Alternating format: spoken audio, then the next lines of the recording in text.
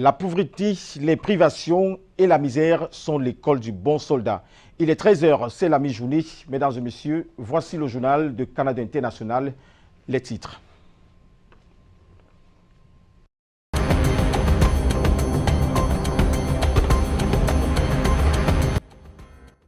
Le ministre des Mines, de l'Industrie et du Développement technologique préside depuis ce matin à Douala le deuxième forum des investisseurs internationaux.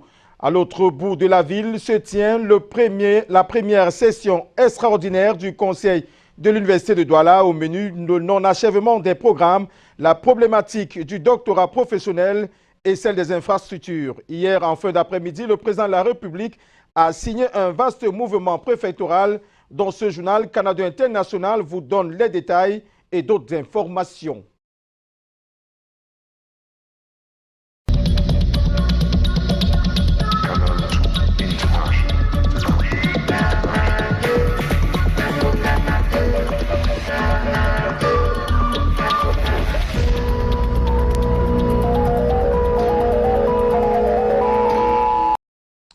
Une fois de plus, bon après-midi, mesdames et messieurs. Ouvrons ce journal avec ce fait qui s'est déroulé à Yaoundé. Un corps sans vie d'un jeune homme a été retrouvé tôt ce matin devant la maison de la radio. Ce dernier, non identifié, a été retrouvé sans ses parties génitales.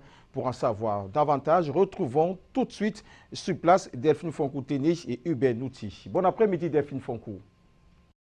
Père Salitok, bonjour. Triste réveil ce matin. Un corps posé le long du mur de la clôture de la maison de la radio ici à Yaoundé. Personne ne connaît l'identité de l'individu. Personne ne sait dans quelles conditions est-ce que cet homme ou alors cet individu a été retrouvé là. Mais on a tenté d'avoir quelques avis de personnes qui essaient d'expliquer ce fait qui attire l'attention. On a justement cette dame avec nous. Madame, bonjour. Bonjour. Voilà, est-ce que vous pouvez nous dire ce qui s'est passé, de qui s'agit-il, dans quelles circonstances est-ce que vous avez trouvé ce corps? En fait, moi c'est Mekongo Rufine. Oui, je travaille ici. Je suis arrivée au travail à 7h40. Oui, c'est ma collègue qui me dit qu'il y a un corps dans mon poste. Je suis arrivée, j'ai trouvé un accouchement là. Oui, en fait, elle me dit que c'est un jeune garçon. Oui, il est là depuis hier, 20h. Mais il paraît qu'on a enlevé son sexe, on l'a violenté. Oui, le cerveau est touché. Selon les informations recueillies sur place, il s'agirait d'un garçon dont l'âge varie entre 15 et 20 ans. Il aurait été tué ailleurs avant que le corps soit déposé ici, le long du mur de la maison de la radio. Il se serait, d'après les signes et griffes perçus sur son corps, combattu longuement avec ses bourreaux qui ont finalement eu raison de lui. La scène attire de nombreux curieux qui viennent pour découvrir ou alors voir ce qui se passe. Une scène qui également crée des embouteillages ici, le long de la maison de la radio. L'affaire est à suivre. L'individu reste non identifié. Les éléments de la police, de la gendarmerie et le procureur sont sur le terrain pour chacun prendre ses responsabilités. Le corps sera sans doute acheminé dans une morgue dans les moments qui suivent. Depuis la maison de la radio, Delphine Fonkou-Téné et Hubert Nouti pour Canada International. Delphine Fonkou, allons maintenant à Foumbot, dans le Noun, où l'insalubrité gagne de plus en plus du terrain. Là-bas, pas un pas, sans déchets ménagers. La culture de la poubelle est la chose la moins partagée. Une situation qui suscite la sortie des autorités de la localité, d'où l'institution d'une journée de propriété, mais aussi la mise sur pied des mécanismes de transformation des ordures ménagères. Les détails avec Mireille Flore de Fosso et Joanne Oudine. Des tas d'immondices jonchent les grands carrefours, quartiers et autres lieux d'habitation dans la ville de Foumbot. Ceci au désarroi des populations qui sont exposées à toutes sortes de maladies. Pour éviter le choléra, voilà, il faudrait que nous ayons la culture de la poubelle, donc le savoir-vivre. Ramasser nos ordures et les mettre dans les bacs à ordures déposés par la commune. Un état de choses qui n'a pas laissé indifférents les autorités de la ville. Des mécanismes ont été mis sur pied pour faire face à cette situation, notamment le jeudi propre, institué pour le ramassage des ordures. Vous voyez qu'à chaque fin d'année, quand il y a des stages des vacances des enfants, nous utilisons les enfants à sensibiliser la population, à les expliquer le bien fondé de prendre les ordures, de les mettre, de les jeter dans les bacs. Aujourd'hui, nous allons encore multiplier les efforts, surtout en ce fin d'année-ci. Nous allons encore mettre les bacs à ordures presque tout autour du marché et dans toute la ville. Une fois les déchets collectés, ils sont recyclés pour certains et transformés en engrais pour d'autres. On devrait comprendre qu'il faut toujours verser les ordures dans le bac à ordures. Et ce travail peut être possible s'il y a création de comités d'hygiène et de salubrité qui peuvent être encadrés au niveau des unités de gouvernement par le chef du village avec l'appui des élus locaux. Les autorités de cette cité appellent à plus de responsabilité en mettant un point d'honneur sur le civisme des uns et des autres afin de garder leur ville propre. Dans le département du Vouri, la ville de Douala accueille depuis ce matin la deuxième édition du Forum des investisseurs internationaux, une initiative de la Chambre de commerce présidée par le ministre des Mines. Cette plateforme va permettre aux acteurs économiques de créer des opportunités d'investissement et de partenariat. Je vous propose de retrouver sur place Lil Pidjouf et Henri Tinda.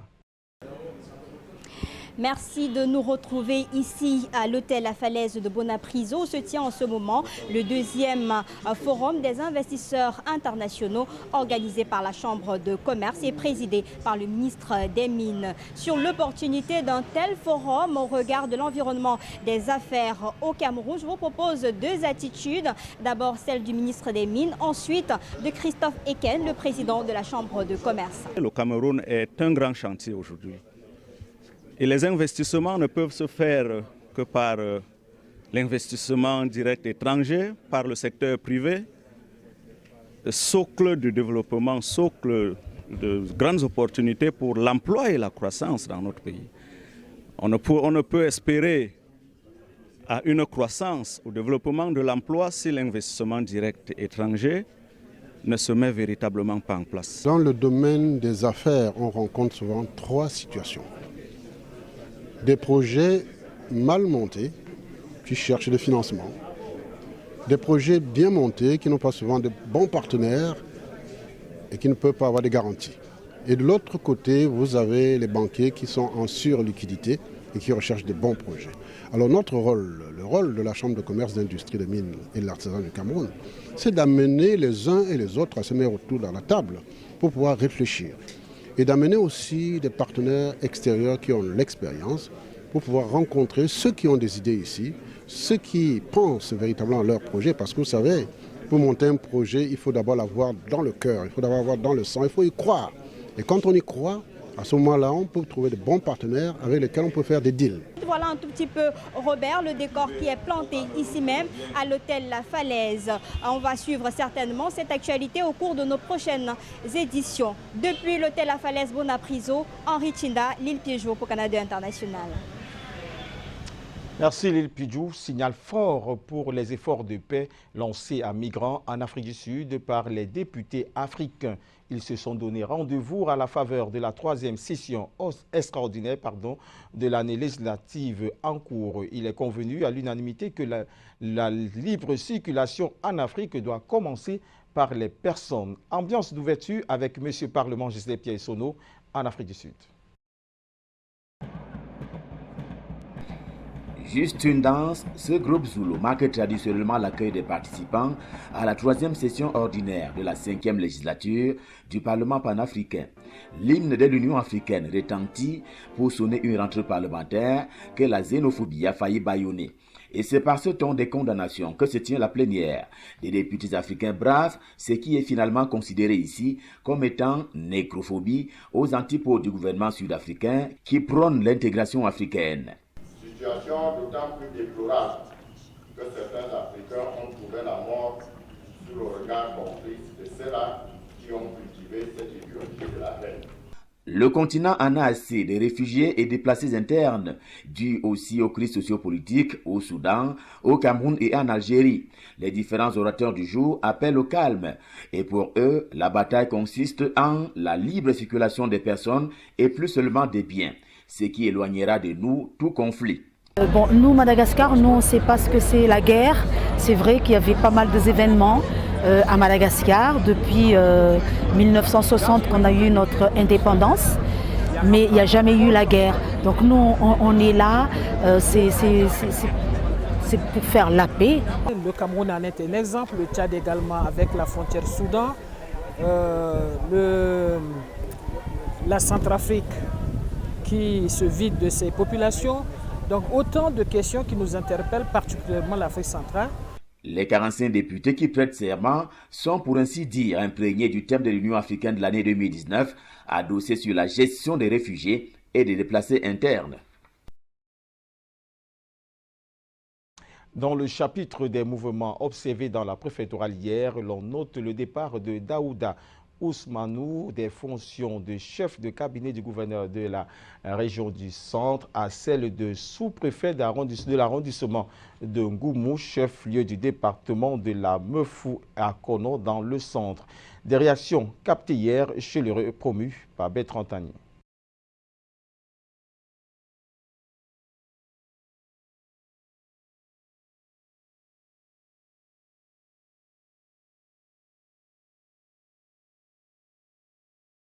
Nous irons où le chef de l'État nous a envoyé pour faire ce que nous avons l'habitude de faire, à savoir coordonner l'activité administrative dans cet arrondissement, représenter le Premier ministre chef de gouvernement et l'ensemble des membres du gouvernement. Après cela, je voudrais également saisir l'occasion pour remercier la hiérarchie. Chacune à son niveau nous ont appris beaucoup de choses que nous servirons dans la vie plus tard. Quand on accouche un enfant, on veut qu'il grandisse. Sinon, j'allais dire qu'il reste toujours avec nous. De par la qualité de service, sa disponibilité et son intelligence. Vous savez, c'est pas facile de se séparer avec quelqu'un qui te donne un bon rendement. Toujours dans la vague des nominations, celui qui était encore hier sous-préfet de l'arrondissement de Douala 3e est promu préfet du département du Mbéré dans la Damawa. Il a reçu les félicitations des siens et des autorités de la région du littoral. Comme lui, celui de Bafang aussi a reçu les félicitations des proches. Les réactions sont captées par nos reporters sur le terrain.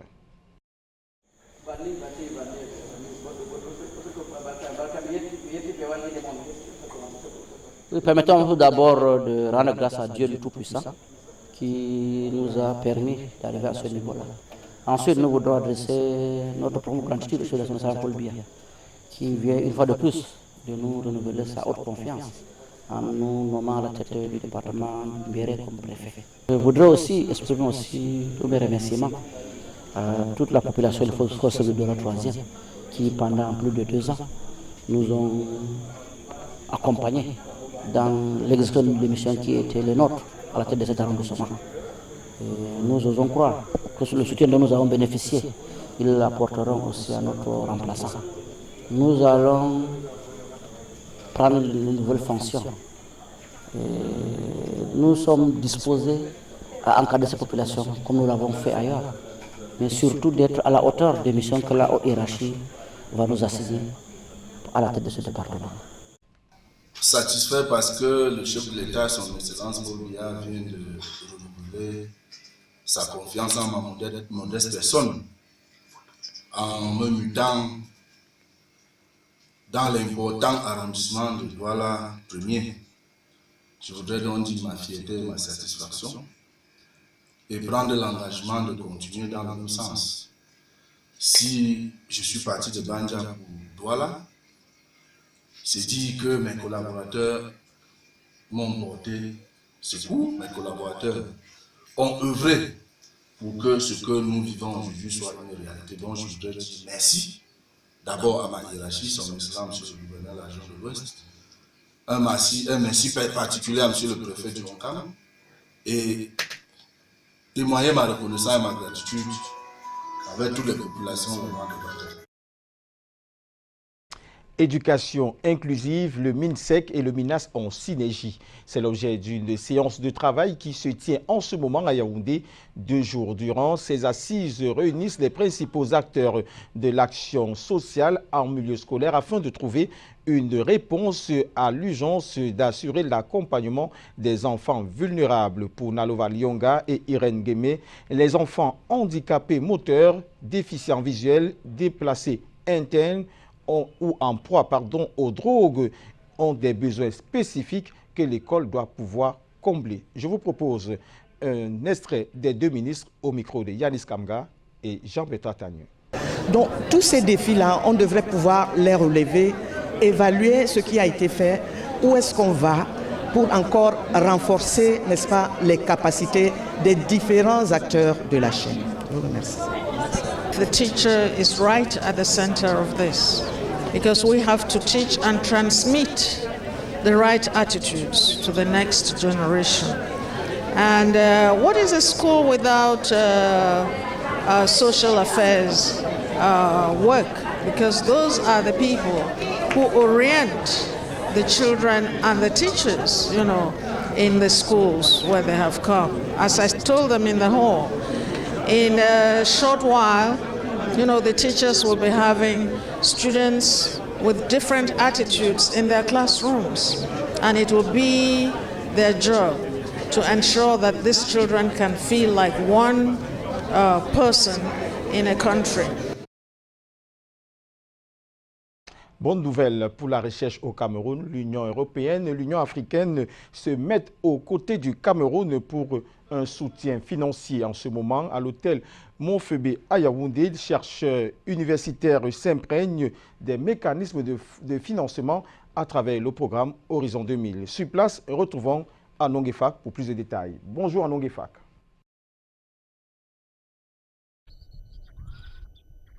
Bonjour Robert Charliton, c'est une nouvelle page qui s'ouvre pour la recherche camerounaise, le temps de cette journée d'information sur le programme Horizon 2020. Il s'agit des possibilités de financement pour la coopération entre l'Afrique et l'Europe en matière de recherche et de l'innovation.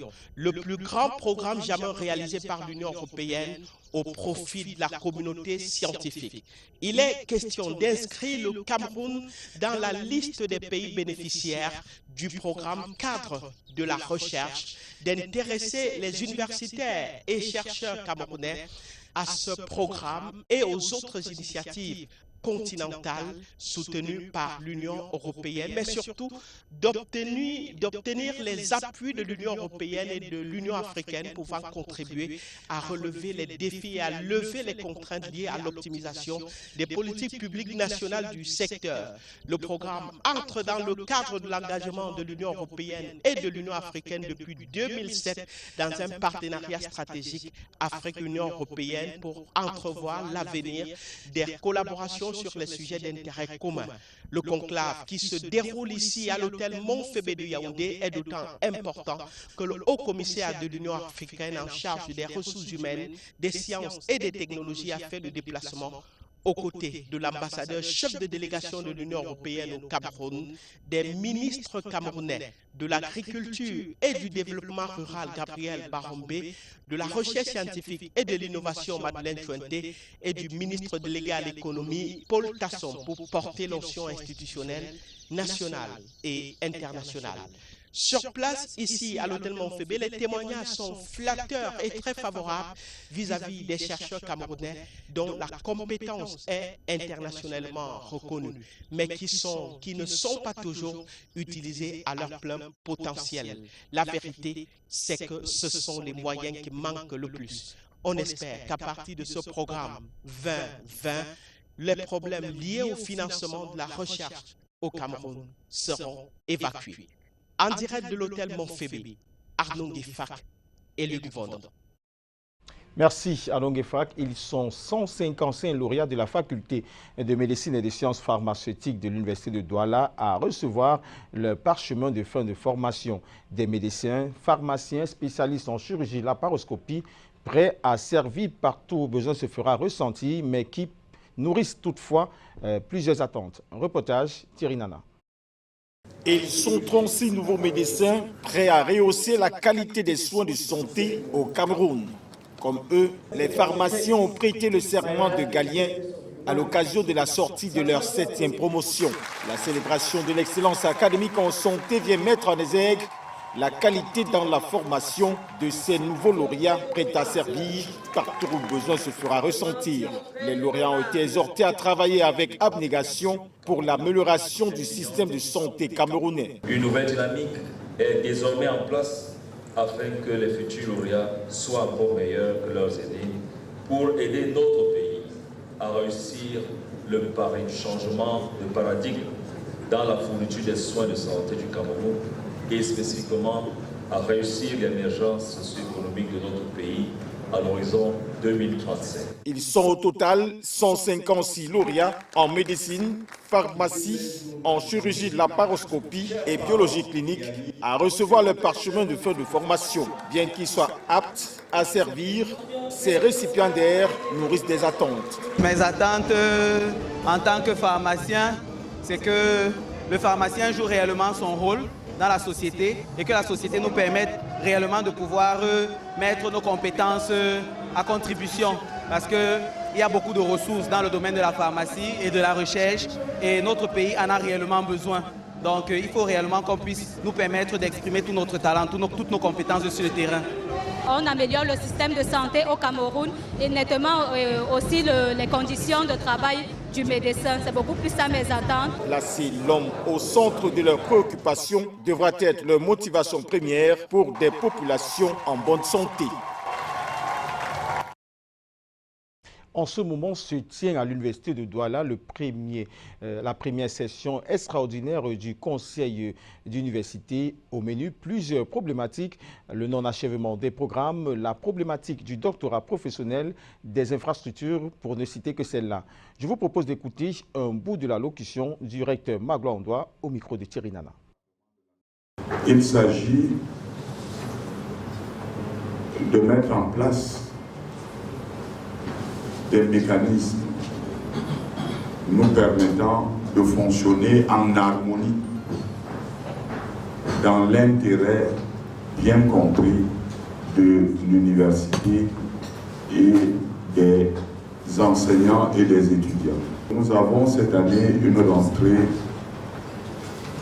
exceptionnellement complexe au regard des difficultés infrastructurelles que nous rencontrons. Il s'agira de prendre des mesures pour que cette rentrée académique se déroule dans les meilleures conditions possibles. Certaines de nos facultés sont en difficulté à l'heure actuelle au plan des infrastructures.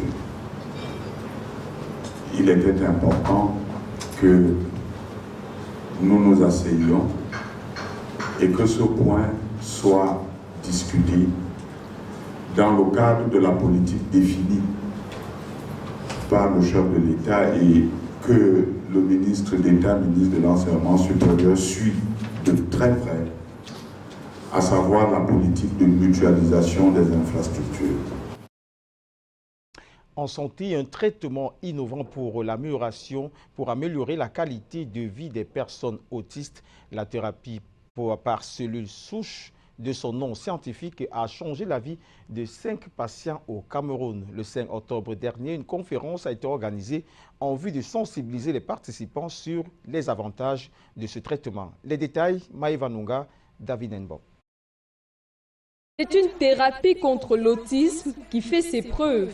Près de 8000 patients dans plus de 65 pays en ont bénéficié. Aujourd'hui, c'est au tour du Cameroun d'être sensibilisé sur cette méthode de prise en charge, appelée thérapie par cellules souches. We are using cells from the patient's own body, from the hip bone, from the bone marrow. From there, the stem cells are separated and injected into the spinal fluid of the patient, which takes the cells to the part of the brain or the spine which is damaged. Au Cameroun, 5 patients ont déjà bénéficié de ce traitement. Cette femme, par exemple, témoigne de l'apport du traitement dans le processus de guérison de son fils autiste. Maintenant, ça y va très bien. Il prononce déjà quelques mots.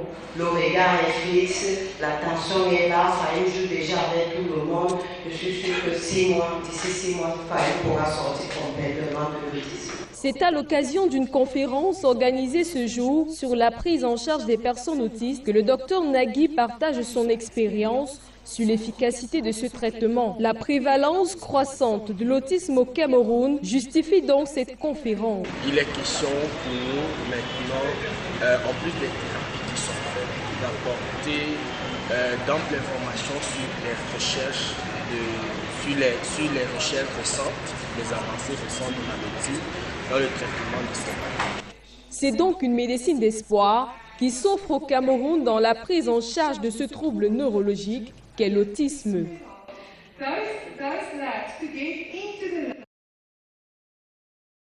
En sport, Ligue 1, Bamboutos de Bouddha s'offre les services du Ballon d'Or camerounais 2016. Le club aux milliards de supporters a engagé Arounadan Abisseni. L'attaquant de 26 ans a été présenté à la presse. Il dit toute sa volonté à remporter un titre avec son nouveau club. Lui qui a effectué un retour au pays après 3 années passées entre l'Argentine, l'Angola et l'Algérie. Les détails, Marc Chamo, Luciano Diakou. Arounadan est officiellement de retour dans le championnat camerounais 3 ans après. L'attaquant de 26 ans signe chez Bamboutos de Bouddha pour une saison et une prime de signature de près de 4 millions de francs CFA. Ce dernier revient sur ses motivations. Les joueurs qui jouent dans les championnats locaux peuvent prétendre à disputer le championnat d'Afrique des Nations qui arrive au Cameroun. Est-ce que ça serait des coin de votre tête? Exactement, je ne vais pas vous mentir. C'est l'une des raisons majeures pour lesquelles j'ai décidé de revenir jouer le championnat national camerounais. Donc voilà, je vais apporter ma pierre à l'édifice de la construction du football national camerounais. Arounadan Abisseni, champion du Cameroun 2016 avec UMS de Loum et Ballon d'Or camerounais la même saison, est une recrue de poids pour les dirigeants des Mangwa Boys. Nous avons fait un recrutement ciblé et à des postes précis. Le joueur Aruna vient compléter juste le secteur offensif dont on en avait besoin. Déjà passé par Bamboutos de Bouddha en 2015, Arounadan en garde de bons souvenirs. Vous avez déjà joué avec cette formation par le passé. Qu'est-ce que vous avez gardé comme bon souvenir? Les supporters, ce sont des fous de football. Ils sont waouh, c'est tout ce que je peux dire.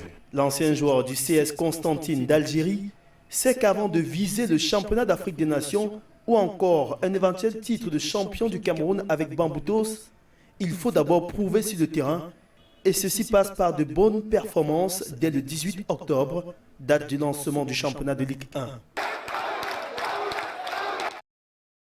Parlons maintenant des Jeux mondiaux militaires. Les Lions d'indomptables militaires se préparent activement pour faire bonne figure aux Jeux mondiaux prévus en Chine cette année.